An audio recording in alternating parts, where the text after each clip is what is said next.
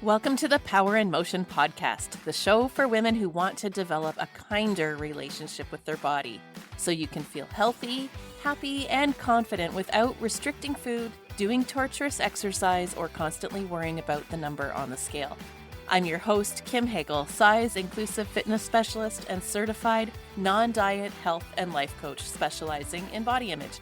This podcast is here to provide weight-neutral, health at every size aligned information and coaching on sustainable habits and mindset shifts so you can feel your very best in the body you have right now. Let's lace up our runners and go for a walk while we chat. Hey, and welcome back to the Power in Motion podcast. So we've been talking on the last several episodes all about befriending your body. And today's episode was to be all about the process that I actually use to help my clients move from hating their body or trying to change and fix themselves to fully accepting their body as it is and being fully confident, healthy, and happy in their life. But we're going to actually do that next week. We're going to interrupt our regular scheduled programming today to share with you an interview with my friend and perimenopause expert, Kate Williams-Stone. And I'm bringing you this today because Kate has a free workshop coming up next week on October the 18th called Is This Perimenopause or Am I Losing My Mind? Which I can tell you, if you are in this stage of life, like you're a person with a uterus over 35 years old, you are going to get great value from this workshop and you absolutely should attend. It's free online, so you can watch from anywhere in the world, and the recording will be sent out to everybody who registers. So the link for that is in the show notes. And Kate joined me on the show this week so that you can get a taste of what she's all about. And this is a really great conversation. We had a very open, honest conversation about what happens in perimenopause, what to expect, how to support yourself through this change of life without all the diet culture BS, without fighting against yourself and trying to control or fix your body. So this really fits right in with our theme about befriending your body. So let me tell you a little bit about Kate. Kate Williams-Stone is a non-diet health and life coach who helps women in perimenopause build confidence around food and feel good in their bodies so that they can feel amazing without the diet culture BS. She uses the principles of intuitive eating coupled with hormone-honoring health habits as a powerful way to support women through the challenges of perimenopause. Her signature framework includes mindful eating, cyclical living, normalizing body changes with feminist non-diet mindset coaching. Originally trained at the Health Coach Institute, she completed additional intuitive eating training with Evelyn Tribole, the co-creator of intuitive eating, and Stephanie Doje, the Going Beyond the Food method. She's also a graduate of Carnegie Mellon University from the prestigious drama program. So let's dive right in. I know you're going to love this interview, and here's Kate. Hey, Kate. Welcome to the Power in Motion podcast. I'm so excited to have you here today. Thanks, Kim.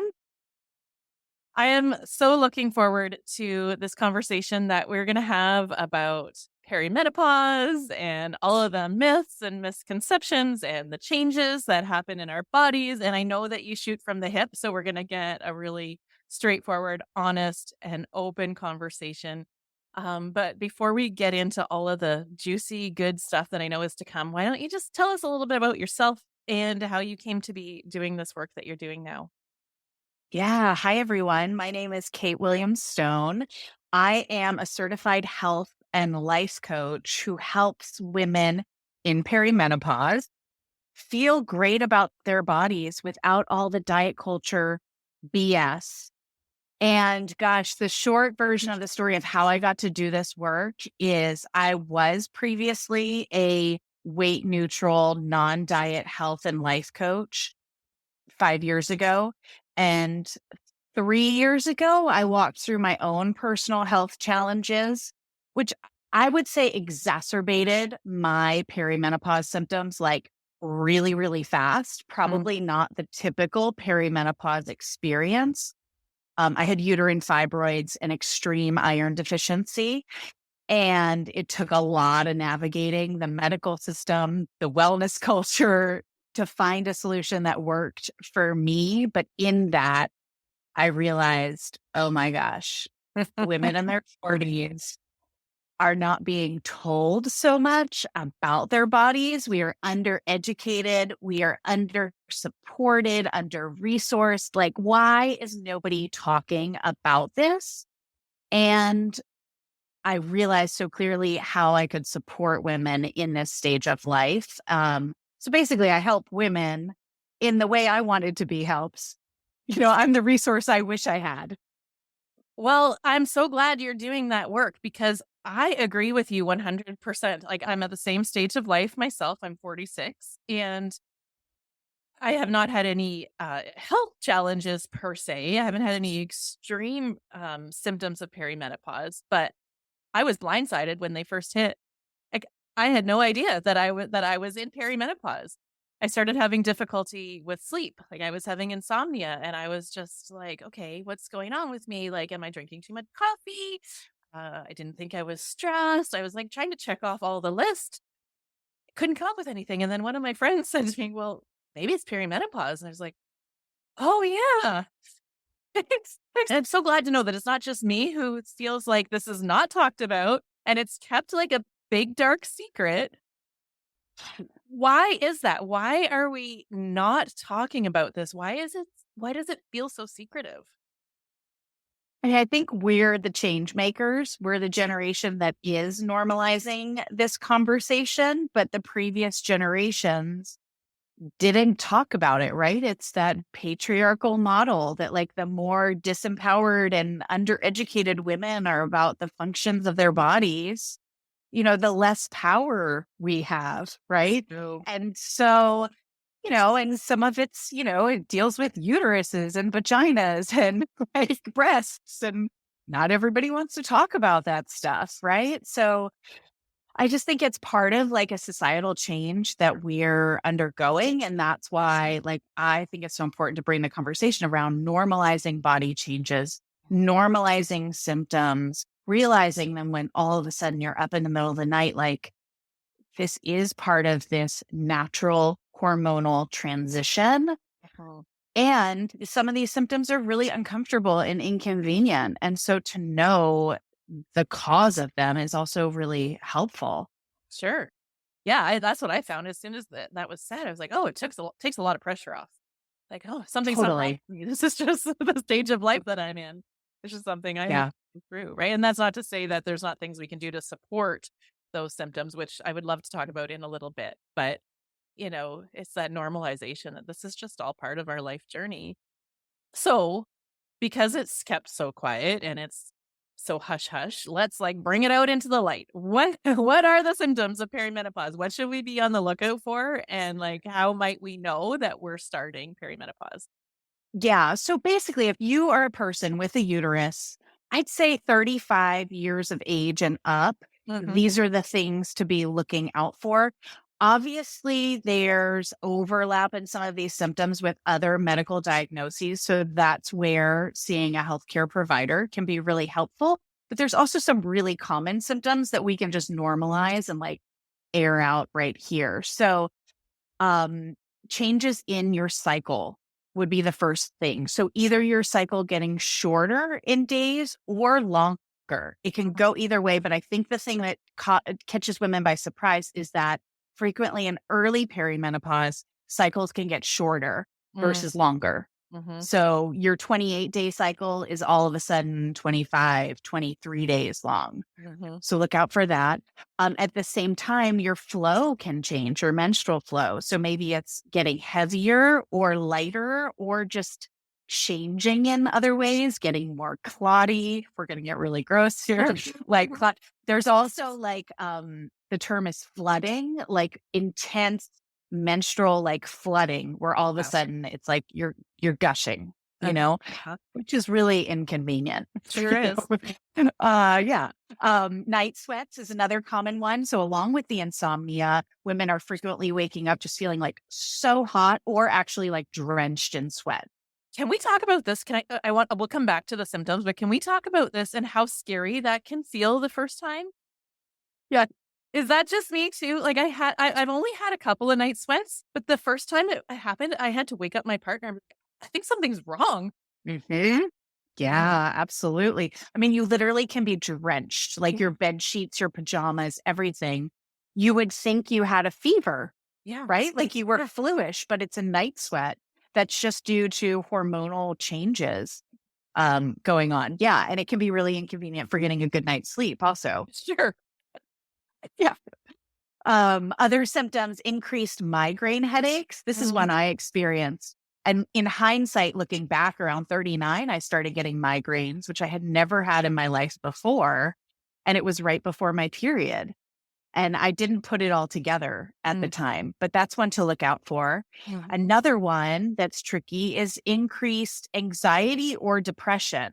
mhm, So it's not that perimenopause is causing the anxiety or depression, but you're experiencing an increase in that emotion.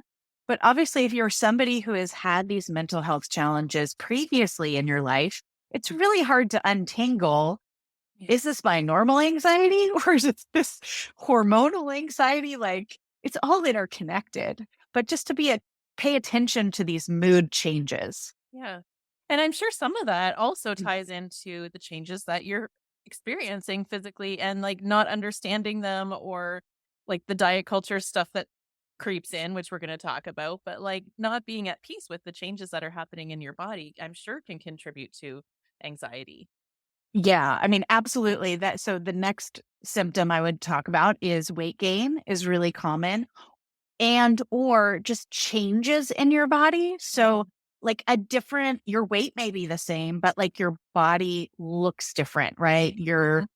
butt is bigger, your hips are bigger, your stomach, your breasts, like it's just like your body distribution has changed.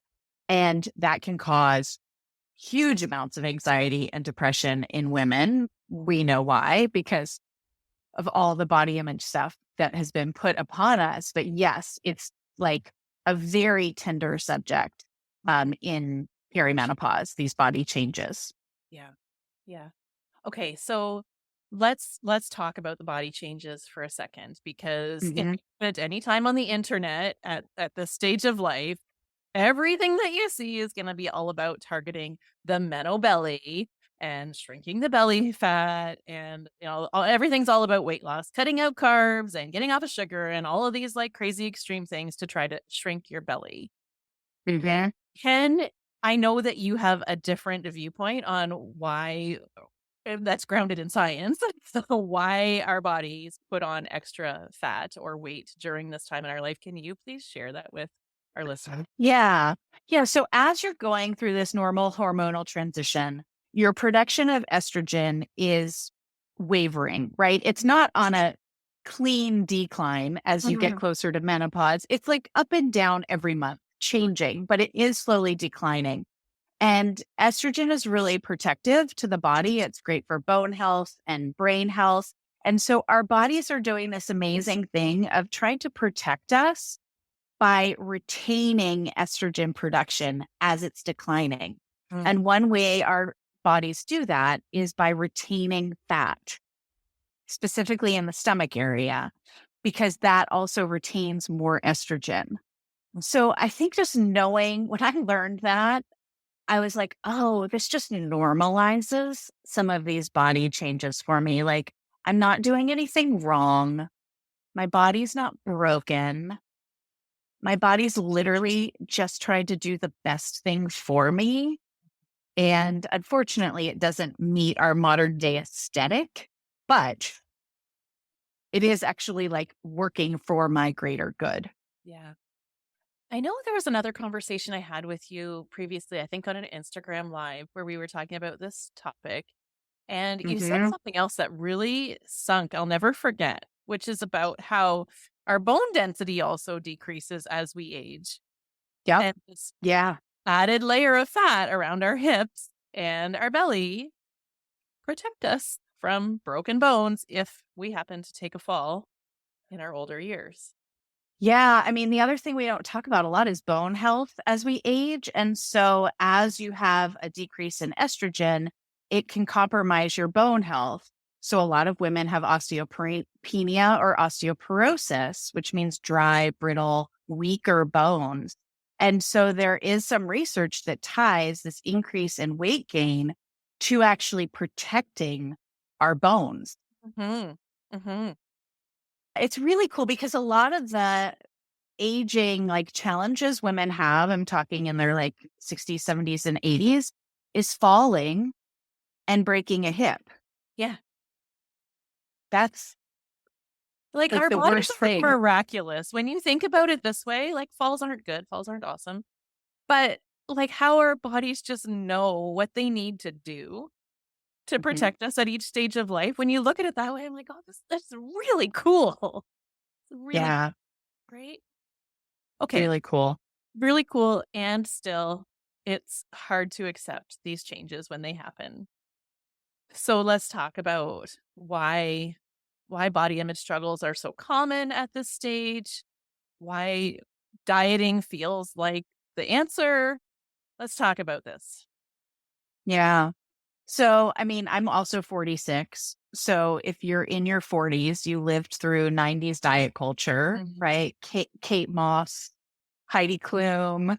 These were the body ideals. We were told Britney Spears was fat, like, Oh, right? Remember? Like, yes, Jessica I had Simpson. forgotten, but yes. Yeah. And so, this is like the body dysmorphia that we all lived through. Mm. And, we also grew up in the craze of low fat, no fat, snack well, take the fat out of every possible thing you can. And, we've internalized all of that. So now as we come to perimenopause and our bodies are changing, it makes sense to be like, oh, I need to fix this with some like extreme diet culture, like take out all the carbs, take out all the sugar, go on this really rigorous exercise plan. All of those things out there. You also have millions of dollars in advertising targeted against you, making you think that your belly is wrong and you need to be fixed. So it all makes sense. Um, and honestly, in my own personal experience, like some of the most profound like healing and help I've gotten in this stage of life is doing my own body image work. Yeah. Like Mhm. more than any like sleep aid, supplement, exercise routine. Like I really had to unpack my own internalized fat phobia from years, my own perception of my body. Mhm. Um, a big aha for me was realizing how much I thought I was in control of my body Oh. in my 20s and 30s. Like, I took so much credit Mhm. for how I looked. Like, I was in control, Same. Yeah. and it made me feel really important and gave me a lot of self esteem, I thought. Mhm. So then when it started changing, Yeah. it was a big crash. Yeah. Yeah, when you no longer can control, when the things that you used to do that were effective no longer work, or, maybe like the things you tried in the past didn't work. And now you're at the stage where, like, if it didn't work then, it's really not going to work now. Like, you're really confronted with the realities of, like, I can't control my body anymore. Like, I think that one of the gifts of perimenopause is you just face with the reality that it's an invitation. It's an invitation to accept yourself as you are fully and wholly. Would you Yeah. agree? Yeah, absolutely. I think it's an invitation to step into a whole new reality, like emotionally, physically, spiritually, like a whole new perception on life. I had this acupuncturist who I worked with, and one day she said to me, she said, Kate, perimenopause is a portal of transformation Mm-mm. for those who are open to receive it. Woo. And I was like laying on the acupuncture table, like, what? And she's like, only a few are open to it, but you truly can experience like radical transformation. And Yeah. I was like, whoa. I mean, that was part of my journey of being like, I want to have a different voice around perimenopause than what I'm seeing out there, which is you are wrong. You need to be fixed. Yeah. Yeah. I'm so glad you brought that point forward because this is the Power in Motion podcast. We are all about feminism and supporting women to be authentically them and stepping into their power. So, yeah, flipping the script on perimenopause and thinking about how we can look at this time as an opportunity, an invitation to transform, to be more authentic, to be more of ourselves and really claim our power. I think that's a really beautiful way to look at it. Um Do you recall in the mastermind group that we were a part of where our coach mentioned how like perimenopause can be like a rite of passage? Mhm. Can I you do. share what you remember about that conversation? Well, I remember her saying like it can be a time where you transform your identity. This is what I took from it. And I think this is what perimenopause is like stepping into this new identity of being like the wise old woman Mm, or like this crone energy. So if you think back to like when we lived in family units that were more interconnected, mhm, you mhm. know, when you were no longer in reproductive ages, like the value of having a grandma around, like Yeah. that old wise woman, is that her energy is no longer focused on like her own kids or reproducing, right? And so she can be like this greater source of wisdom, guidance, mentorship. Like it's a Oh, whole different way of nurturing your yes. family unit. Yeah. Yeah. And so there's also like a theory out there, like biologically, that like when the body has shut down the ability to reproduce, it then gives greater energy to do other things. Uh-huh. Makes a So lot of sense. all of those things in your life that you maybe put on hold while you were raising a family or like focusing on your career, like now that we've reached this age, most likely your career is settled, you're where you want to be in life, your children are here. Yeah, it's an invitation to come back to you, your passions, your desires, your dreams. How liberating is that? Yeah. Yeah. Yeah. And I think for a lot of women, it's like a time where I feel like it's a real mess in the beginning because you're Yeah. like being shaken away. Do you know what I mean? Yeah. Like Yeah. real, like you have to walk through the mess to get to that wise Yeah. old woman energy, but in the like shakeup, in the storm, like hormonally and emotionally and spiritually, it's like in that storm, it's finding like, okay, who am I? Mhm. What do I care about? What do I want to do? What do I want to create? And like Yeah. really getting like introspective about those questions. Yeah. Yeah. I think those are yeah, that's just it's a really refreshing perspective and it gives me a lot more hope and optimism, I think, Mhm. about the years to come. And yeah, Yeah. like you say, it's messy. It's any transition is, I think, right? You know, the butterfly has to go in the cocoon and basically die before it can emerge the beautiful butterfly. I think in any transition, there's a messy middle part. So, Hmm. which brings me back to the more practical side of this conversation. Like, what can we do to support Hmm. ourselves to feel and function our best during this messy middle? Like, obviously, dieting's not the answer. Cutting carbs, sugar, not going to do it. But what can we do to help feel our best? Yeah, it's such a good question. So I like to think of it in, as you're in this storm, right? It's a normal hormonal transition, which makes you feel like your hormones are trying every day to like be balanced or like Mhm. just like stay the same. And it is hard work. Your hormones are working really hard. And a lot of times they can't, you know, keep up. And that's what you're experiencing in waking up in the middle of the night covered in sweat. Mhm. And so I like to think about it as you can have health habits that create a foundation for your body when everything else feels like it's in the storm, Mhm. it's in the mess, right? And so this invitation is like, how can you build this strong foundation of health habits? So things like really, like, let's talk nutrition first, like focusing on nourishing your body, at regular timed intervals, right? Not being a slave to diet culture, but like giving yourself time to eat breakfast, lunch, and dinner and snacks, and making sure that plate has an abundance of fruits and vegetables and protein and carbohydrates on it, right? Like really nourishing versus like grabbing something on the go.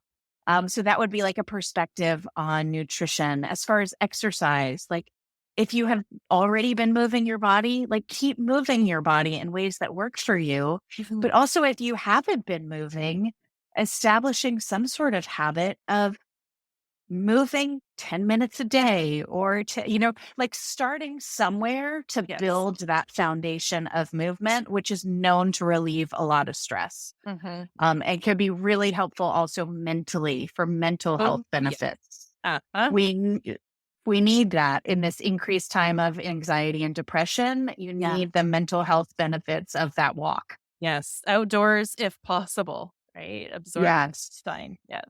Yeah, because the sunshine is then going to help with the sleep habit. Mhm. Mhm. Right. So resetting those circadian rhythms, getting that time outside in nature is going to help support healthy circadian rhythms, supporting sleep, all of that. Mhm. A mindfulness practice, Mhm. right? Like some sort of connection to something bigger than yourself, whatever that looks like for you in your life, whether it's going to church or synagogue or, spending 5 minutes in silence and meditation, a walk out in the woods with a friend. Like it can look a lot of different ways, but knowing what that mindfulness practice is in your toolkit.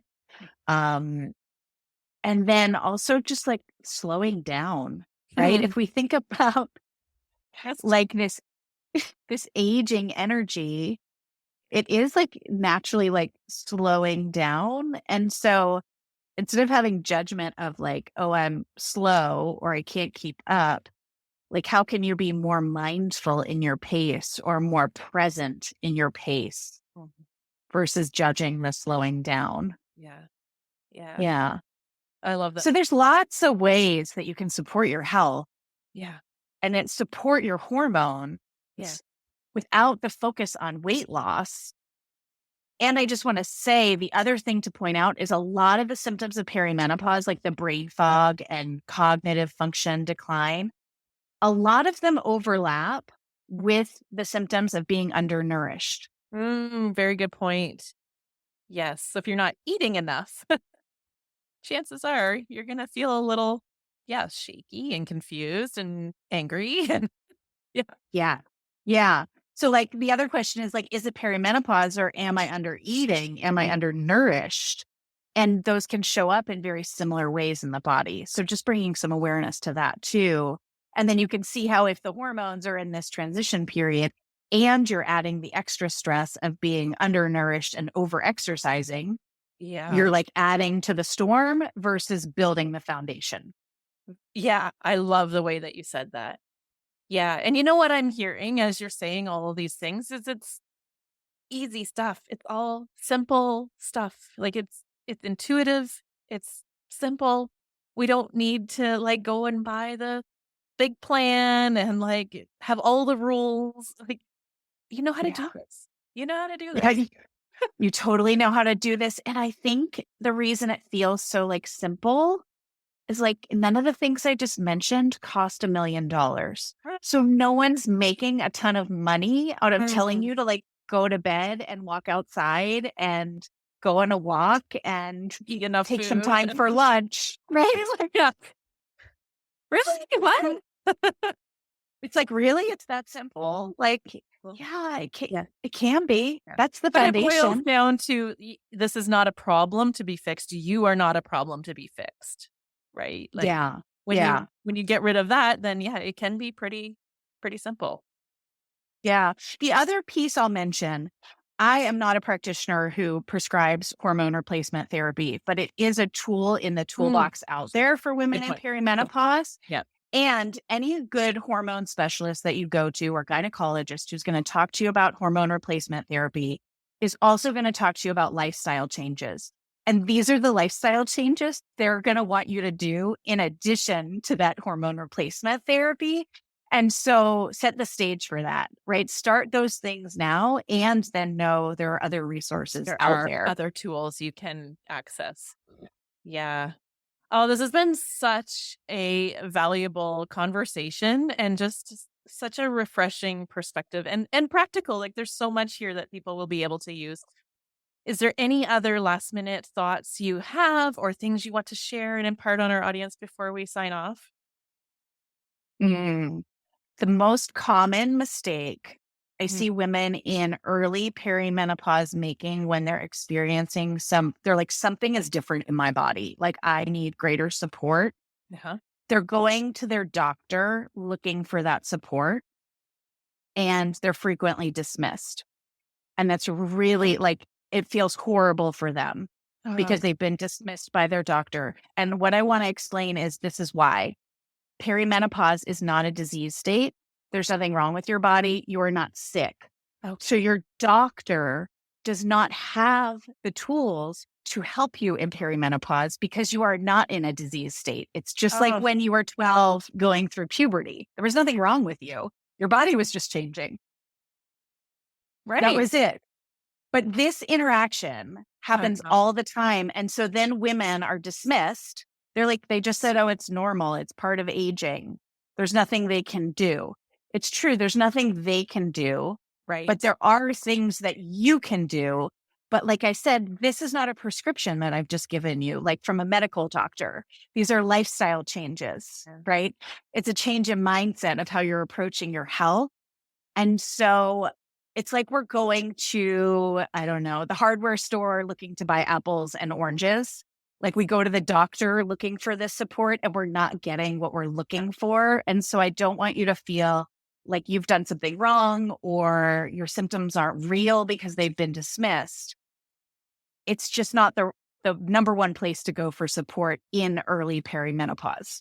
Oh, I'm so glad you brought that point forward. Yes, because yeah, there is nothing wrong with you. There's nothing for a doctor to fix, but that doesn't mean that you don't need support. And support is available, right? There's people like yourself, there's body image coaches, there's intuitive eating coaches, so many people that you can reach out to for support during this time. So thank you for adding that last little nugget. And on that note, how can our listeners keep in touch with you if this is something that they want to learn more about? Yeah. So you can go to my website and I have a free guide to perimenopause without the diet culture BS. It's a lot of what we've talked about today with that list of symptoms you're going to want to download. So you can go to katewilliamstone.com/guide Right? for that free guide. And then you can find me on social media on Instagram. I'm Kate W. Stone. Okay. Thank you so much. I will make sure to put the link to that guide in the show notes so that you can just click it and get right over there and download it. You're going to want to get on Kate's email list too, which you will when you get the guide. I'm on it and she shares a lot of really helpful tidbits. So make sure you do that. Kate, thank you so much for coming on today and sharing your wisdom and giving our listeners some really valuable tools to support them during this time in their life. Oh, thank you, Kim. It's been an honor. Thanks for tuning into the Power in Motion podcast today. If you love what you're learning here, then I invite you to take the next step of embodying these concepts into your own life so that you can live your healthiest, happiest life and never again feel held back by your body. Coaching is the fastest, most efficient pathway to taking what you know in your head to actually applying it and seeing results.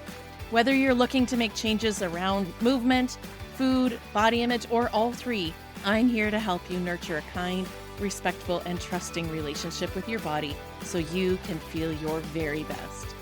Click the link in the show notes to book a free consultation, and together we'll uncover what's getting in the way of you having the results you want. You'll leave this call knowing exactly what you need to work on and together we'll explore whether one of my coaching offers is a good fit for you. I can't wait to meet you.